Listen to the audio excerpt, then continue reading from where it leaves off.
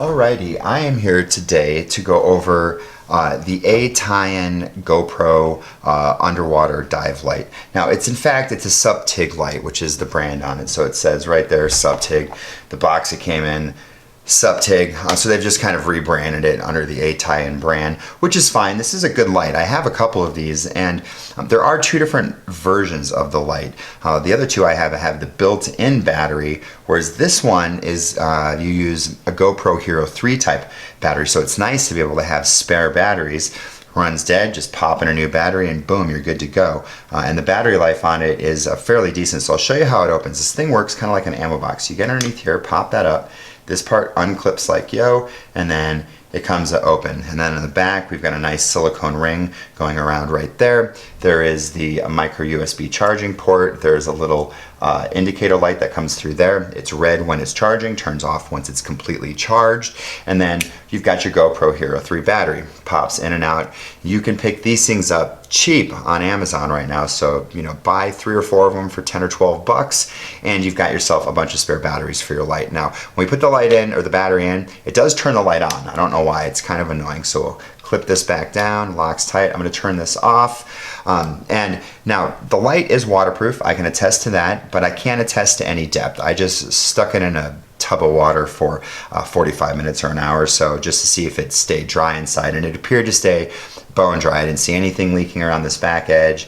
I wiped it down. I could look through the glass. I didn't see any sort of water or moisture or condensation on the inside of the light here. So it does appear to be waterproof. I don't know if it will handle depth, and I probably never will know because I'm not a scuba diver or snorkeler. I live in Colorado, but I am going to use this and use the other ones as an on-camera light for the GoPro, which it makes a great solution for. Now, the light came with the light, the battery, and micro USB charging cable. It comes with the GoPro clip mount right here, and then it comes with the tightening wrench. And this is a super, super cheap wrench, but it works really well. Most of the little wrenches like this you get in the accessory kits that have all the random accessories pass through. There's a hole in this. So when you go to stick it on the end, it slides right through and you end up twisting around down here. It's not easy. You got to keep your finger over it. But this, you just pop it on and boom, you can go really quick. So this is a very, very useful tool to be included with it, just like the GoPro tool. Much cheaper version of it, but it works equally as well. Now, the light is insanely bright. There's 3 modes: high, low, and strobe. So we're gonna go ahead and show you high here, and it's gonna blind the camera. And man, this is bright. Now the camera is adjusting exposure for that, but it's still more than the camera can handle. Then we'll go down to low, which is still pretty dang bright. And then we've got strobe right here. Now, I don't know why you would need strobe, but I guess in an emergency it's nice to have. Now, I use this, like I said, as an on-camera light for dark situations, nighttime shooting, even as a fill light during the day when maybe the subject might be backlit by the sun or whatever reason you want a fill light. This works great for that.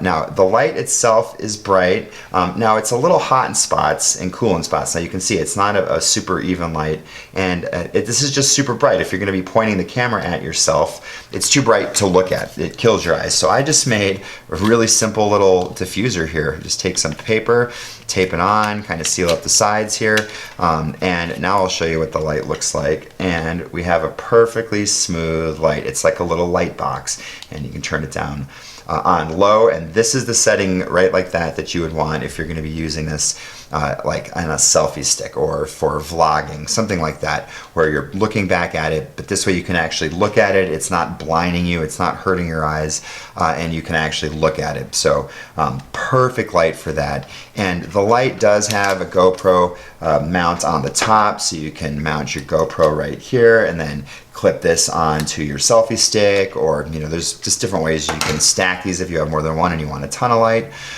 So yeah, it's a great little light. I love it. And we'll go ahead and switch over here to some outside footage, and we'll take a look at what it's like in the dark and how far you can actually see in my backyard. It works pretty well. So let's flip over to that. All right, so here I am outside with the light attached to a selfie stick. The camera is not very far away. Now, the thicker cardstock that I put on here really diffuses the light.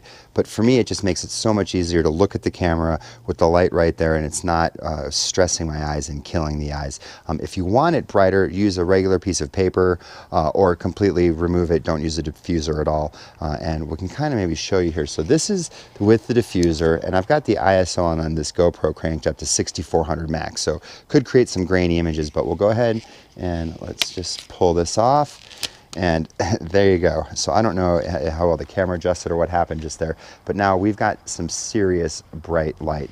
Now this is on high. We'll go ahead and put it down to low. So this is a little bit easier, but the light is so bright that I can't even really see my GoPro right now. I can see the red light blinking on it, and that's about it. We're going to go ahead and put it on high, and I'm going to turn it around, and we're just going to look at the yard off in the distance here, and we'll kind of get you an idea of how well it works at distance. So to bright, and then back that way, and then so here we are. We are looking at my backyard, and what you can see, we'll kind of pan around a little bit. And so that fence there in the distance is probably about 25-30 feet away or so. We'll pan down, and this is a fairly big yard. So you do lose it. There's a swing set off there in the distance, which we can't really see at all with this. And then we move around, and you can kind of see the fence in the background there. That's a good 50 or 60 feet away before you see that. So yeah, but it does hit the back fence just fine. We'll go ahead and kick it down to low. So now this is low. So say you wanted, you know, to let's examine some solar panel stuff or a little dog statue-y thing. So this is good for up close, you know, type filming, but you know, not going to cut it for any sort of distance. And we'll bring it back up to bright and cycle through it. That is annoying. And then bam. So that's what it looks like at a distance. And again, now this is just so bright. We'll pull it down to lower there. Still very bright, but this will do a great job lighting anything short to medium range. And then I do suggest throw a piece of paper or something over it, something to diffuse it a little bit. I think that cardstock might be a little bit too much, but it makes for just a nice little glowing box for me, very easy on the eyes. So yeah, so that's how it works. Again, I can't attest to the waterproofness other than the fact that it is waterproof. But yeah, it's great. It's not heavy. And as you can see, it provides plenty of light. So if you have any questions or anything like that, ask in the comments below, and I'll do my best to help. Thanks.